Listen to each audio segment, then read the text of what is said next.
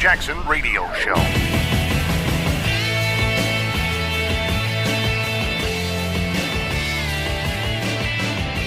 Happy Valentine's Day to you and yours. Smoke 'em if you got 'em. Is that the right saying for Valentine's Day?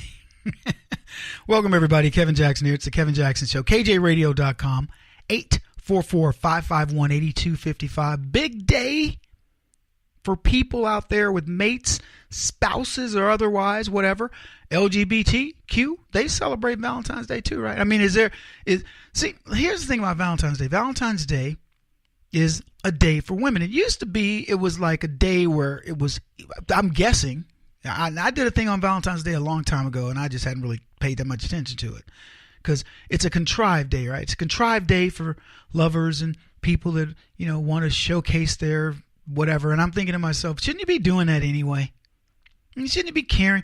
No, Kevin, it's a concentrated day. You do all those other things, but it's a concentrated day to make people understand how important they are. Okay. I think it's a concentrated day to sell a lot of flowers, to sell a lot of cards, and to, spur a lot of dinners. And does it make people reflect on their relationships? Perhaps, but so do other things. So does your anniversary.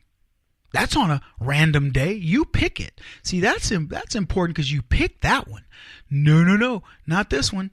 The people did it for you. And for guys, I'm not going to get all in your business, but it's kind of like that old, engagement ring and wedding ring thing. Who gets left holding the bag? Huh? Come on, fellas. The guys, you get left holding the bag. You get the band. Mama gets the fat rock. Speaking of a fat rock, did you see Melania Trump? They did a picture of her, and she was walking somewhere recently, elegant dress, and they had a picture of her hand, and the rock on her hand. I mean, she'd have to do push-ups with her ring finger. I'm telling you, keep that rock on there. You got to be working that bad boy out, because you'll have to take that booger off like about 2-3 hours into the day and give your finger a rest. Whoo. Yeah, that's the kind of rock where you say, okay, here's the deal. That's anniversaries, Valentine's Day, you're mad at me days. That covers a lot of days. That booger was bad to the bone. I mean, if you're into that kind of thing. There are a lot of ladies out there just have the band like they're men. Good for you, ladies. What you're saying is, I don't need all that. I'd rather put that in my house. I'd rather put that in my car. I'd rather put that into my kids.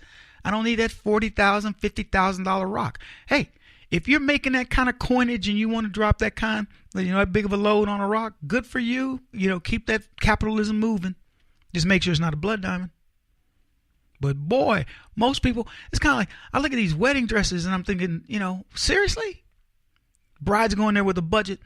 Yeah, my budget for my wedding dress is $15,000. And I'm like, that's the budget for like Haiti. Really? I saw a girl. Oh, secret shame. Yeah, about to hear my secret shame. I was watching Say Yes to the Dress. By accident, it was on. And I watched a girl buy like an $80,000 wedding dress. What's in it? Is it woven with gold and woven by angel? What could this dress be? This $80,000? I'm sorry. Oh, Kevin, you don't know anything about wedding dress. You're right. I don't. I put mine up years ago. And look, I'm not trying to rain on people's parade. I get it. It's a big day. You've been a little girl. You've been groomed. It's kind of a strange way to put it, but you've been groomed to go for this big day and the big fat rock and the big expensive dress and the big expensive wedding. And these weddings, I saw a wedding that cost, I think the dude probably dropped $1 million. I know I was in a wedding where the guy, the father, dropped over $1 million for his daughter's wedding. Susan Mormon. They had, get this, 14 wine and what do they call it? Champagne stations. And here's what it was. Y'all think I'm kidding, but I'm not. It was a wagon load of champagne with a donkey in a wagon hitched to a donkey. 14 locations around the ranch where they had these. And when I tell you that every one of those donkeys, the wagons, was loaded with champagne, I'm going to guess and say every one of those donkeys had a minimum of 100 bottles of champagne in that thing. I'm not talking cheap stuff.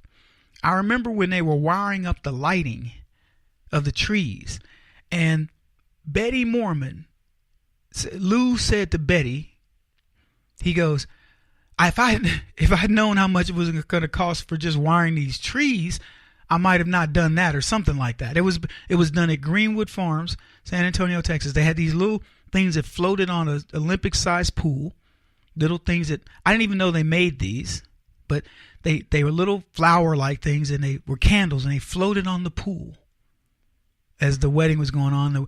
It was at dusk.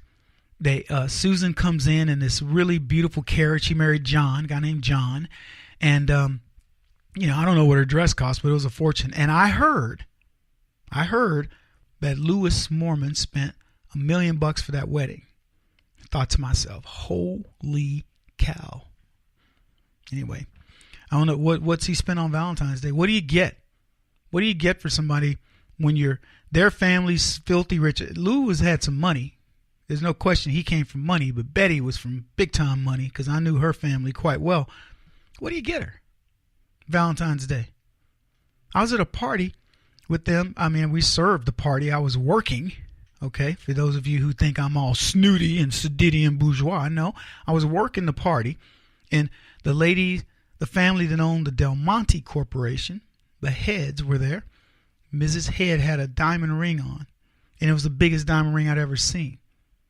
Probably about the size as the one Melania wore. Because I said, Melania, I saw that picture. I said, they need to give Melania a midget that she can rest her hand on that midget's head when she's tired of carrying that rock around. You know what I'm saying?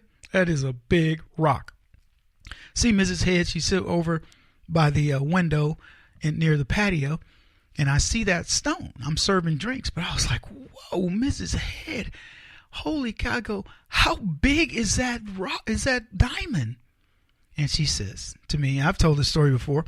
She says to me, Kevin, it's impolite to ask a lady how big her rock is, how big her stone is in her ring. And I said, oh, I apologize. I'm really sorry. Didn't know. Bad form. It's on me. My bad. Okay. And then she whispered to me, 10 carats. 10 carats. And I'm not talking about one with a bunch of inclusions and bad color. 10 carats. And I can still see that ring in my mind's eye. That ring it's probably worth more than, what is a 10 carat well-cut stone worth? I looked it up. I wanted to be sure. From $16,000 plus per carat to $200,000 per carat. And you can bet your bottom dollar that Mrs. Head's diamond was in that upper range. That woman had $2 million on her finger. That's just bizarre to me, right? It's a stone. And we put so much value into it. It's almost like Hollywood, right? We put so much value into people that have no real, what's their intrinsic value? Nothing. Happy Valentine's Day.